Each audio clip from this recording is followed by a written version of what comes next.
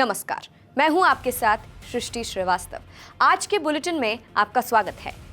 सबसे पहले बात होगी ममता बनर्जी की। टीएमसी चीफ को डबल झटका लगा है। एक तरफ बांग्लादेश के एक हाई प्रोफाइल मर्डर केस में अमित शाह का नाम घसीटने पर जहां उनके खिलाफ एफआईआर दर्ज हो गई है, वहीं उनकी अपनी ही पार्टी के बागी नेता ने पार्टी पर कब्जा कर लिया है।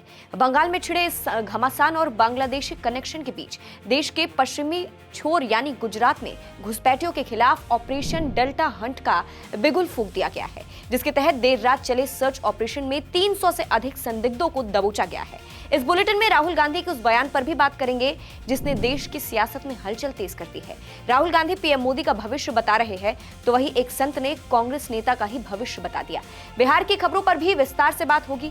खान सर के कोचिंग पर हमले वाले मामले में नया ट्विस्ट आया है, तो वहीं मुजफ्फरपुर के एक हॉस्पिटल में आग लगने से कई जान चली गई है। इंटरनेशनल खबर में बताएंगे कि कैसे पाकिस्तान का दोस्त तुर्की अब भारत के सामने गिड़गिड़ा रहा है। आखिर में एक वायरल वीडियो जो आम प्रेमियों को डरा देगा, लेकिन उससे पहले दिन भर के अपडेट्स। भारत दौरे पर वेनेजुएला के अंतरिम राष्ट्रपति डेल्सी रोड्रिगेज ने पीएम मोदी से मुलाकात की। दिल्ली होटल अग्निकांड में एक्शन, पुलिस ने होटल मालिक लवकेश बजाज को किया गिरफ्तार। दिल्ली एनसीआर में दिन में छाया अंधेरा, आंधी तूफान के साथ जोरदार बारिश, उमस भरी गर्मी से मिली राहत।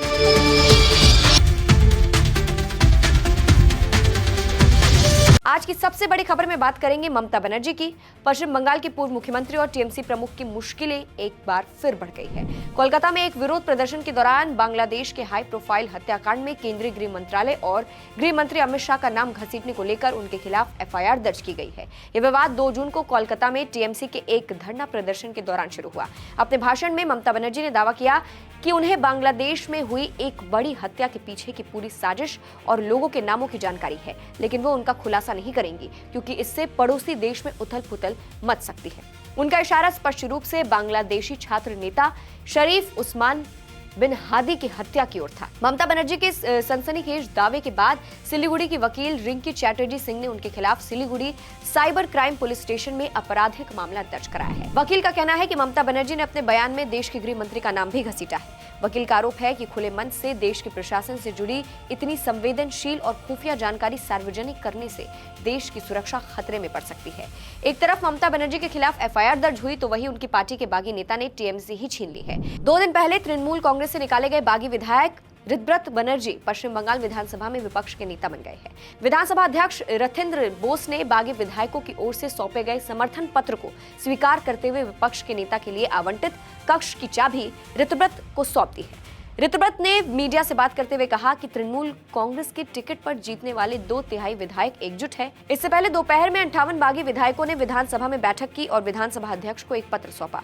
पत्र में ऋतव्रत को विधायक दल का नेता चुने जाने की जानकारी दी गई थी। उधर ममता बनर्जी अपने आवास पर अभिषेक बनर्जी, कुणाल घोष और पूर्व मंत्री चंद्रमा भट्टाचार्य के साथ आगे की रणनीति पर बैठक कर रही है।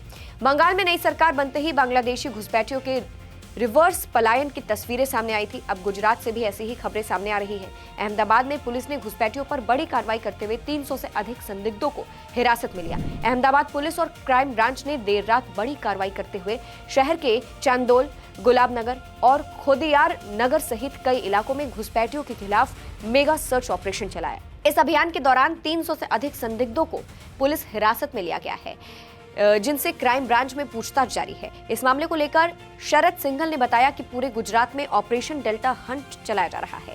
अहमदाबाद में भी इस ऑपरेशन को चलाया गया, जिसमें 30 से ज्यादा टीमें संयुक्त रूप में काम कर रही है। इनमें साइबर क्राइम ब्रांच, एसओटी और स्थानीय की 10 टीमें शामिल हैं। आगे की खबर में बात करते हैं राहुल गांधी के उस बयान की जिसने देश की सियासत में हलचल मचा दी है। कांग्रेस नेता ने पीएम मोदी को लेकर बड़ा दावा किया है। उन्होंने कहा कि 1 साल के भीतर नरेंद्र मोदी प्रधानमंत्री के पद पर नहीं रहेंगे। उन्होंने पार्टी के आदिवासी प्रकोष्ठ द्वारा आयोजित एक कार्यक्रम में दावा किया कि अब सरकार के भीतर से ही संस्थागत विरोध शुरू हो रहा है और बहुत बड़ी आर्थिक सुनामी आने वाली है। उन्होंने कहा कि मुझे मुख्य चुनाव आयुक्त के मैसेज आ रहे हैं, खुफिया सिस्टम प्रमुख और हाई जुडिशियरी के लोगों की तरफ से विद्रोह हो रहा है। चीफ इलेक्शन कमिश्नर के मैसेजेस मेरे पास आ रहे हैं। Head of intelligence system, senior judiciary, सारों के सारे रिवोल्ट कर रहे हैं, इंफॉर्मेशन दे रहे हैं हमें। तो जो कंट्रोल का सिस्टम था एक तरफ से, वो कोलैप्स कर रहा है अंदर से, क्योंकि लोगों को दिख रहा है कि जनता का प्रेशर अब ऐसा भयंकर आएगा, अगर हम इस रास्ते पे चलते गए तो हमारे लिए रिस्क हो जाएगा। राहुल गांधी के इस बयान पर कई सवाल उठने लगे हैं। बीजेपी प्रवक्ता प्रदीप भंडारी ने कहा कि राहुल गांधी देश में लोकतांत्रिक संकट पैदा करना चाहते हैं। मैंने राहुल गांधी जितना भारत से नफरत करने वाला कोई राजनेता नहीं देखा। राहुल गांधी को अब ये समझ आ गया है कि वे लोकतांत्रिक तरीके से जनता का विश्वास नहीं जीत सकते, इसलिए उन्होंने भारत के लोकतंत्र की स्थिरता और सुरक्षा का ही विरोध करना शुरू कर दिया है। इधर राहुल गांधी पीएम मोदी को लेकर भविष्यवाणी कर रहे हैं, तो उधर जगत गुरु रामभद्राचार्य ने उनका भविष्य बता दिया। रामभद्राचार्य ने दावा किया कि राहुल गांधी हारेंगे और बहुत ही बुरी तरह हारेंगे। इसके साथ ही उन्होंने कहा कि विपक्ष के नेता ही भारत की बदनामी करते हैं। संसद में प्रतिपक्ष के नेता पानी पी पी कर भारत की बदनामी करते हैं। जगत गुरु रामभद्राचार्य के इस बयान से कांग्रेस में हड़कंप मच गया है, क्योंकि जब से राहुल गांधी ने कांग्रेस की कमान संभाली है तब से उन्हें कोई बड़ी जीत नसीब नहीं हुई है और हार का रिकॉर्ड टूटता ही जा रहा है। आगे खबरों में बात करेंगे पटना वाले खान सर की। उनके कोचिंग पर हमले को लेकर अब एक बहुत बड़ा खुलासा हुआ है। खान सर ने अपनी कोचिंग के बाहर 10 राउंड फायरिंग का दावा किया था। पटना पुलिस ने फायरिंग की घटना से इनकार कर दिया था, जिसके बाद खान सर ने अपने दावे से एक ही दिन में यू टर्न ले लिया।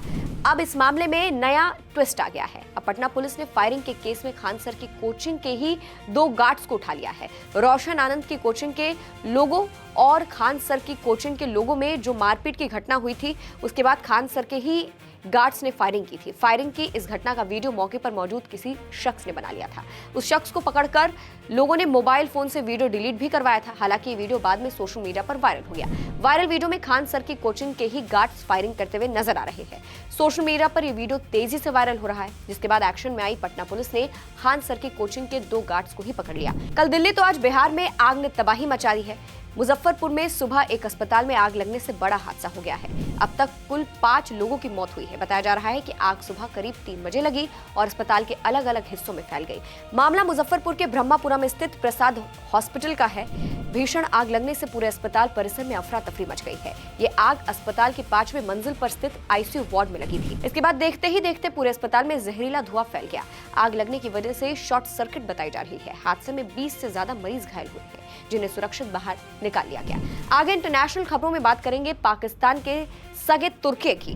भारत की कूटनीति के सामने तुर्की को 2 दिन में ही तारे नजर आ रहे हैं। उसे गलती का एहसास हो चुका है। तुर्की भारत से अपनी पुरानी करतूतों को नजरअंदाज करने को कहने लगा है। तुर्की की एर्डोगन सरकार ने इस हृदय परिवर्तन की कोई वजह है और उसे महसूस हो चुका है कि अब उसकी गर्दन भारत के हाथों में है। दरअसल हाल ही में तुर्की के विदेश मंत्री हकान फिदान अपने देश की राजधानी अंकारा में एक ऐसा बयान दे रहे हैं जिससे पता चलता है कि सिर्फ 1 साल में उनके राष्ट्रपति रेसेप तैयब एर्डोगन की हेकड़ी गुम हो चुकी है। हकान फिदान ने भारत और तुर्की के बिगड़ते रिश्ते पर पूछे गए एक सवाल के जवाब में तपाक से कहा कि हम भारत से अच्छे संबंध चाहते हैं। तुर्की के सामने ये नौबत उसकी मक्कारी की वजह से आई है। 2023 के फरवरी में तुर्की और सीरिया में विनाशकारी भूकंप आया तो मदद लेकर सबसे पहले पहुंचने वाला भारत था। ऑपरेशन दोस्त के तहत भारत ने न सिर्फ वहां फील्ड अस्पताल खोला, बल्कि हजारों टन राहत सामग्री भेजी और राहत और बचाव कार्य में भी जी जान से सहयोग किया। जब राहत कर्मी हालत संभालने के बाद वहां से वापस लौट रहे थे तो तुर्की के लोगों की आंखें नम हो रही थी। लेकिन करीब 2 साल बाद 2025 के अप्रैल में पहलगाम हमले के खिलाफ कार्रवाई के तहत जब ऑपरेशन सिंदूर हुआ तो तुर्की में बने सस्ते ड्रोन और मिसाइलों से पाकिस्तान ने भारत को निशाना बनाने की कोशिश शुरू कर दी। आखिर में आपको एक वायरल वीडियो दिखाते हैं ताकि आम प्रेमी सतर्क हो जाए। ये वीडियो गुजरात का है। मेहसाणा में एक बड़ा घोटाला पकड़ा गया है। फूड सेफ्टी डिपार्टमेंट ने एक जूस सेंटर के गोदाम पर अचानक छापा मारा और हजारों किलो सड़े गले और कीड़े लगे आमों को जब्त करके मौके पर नष्ट किया गया।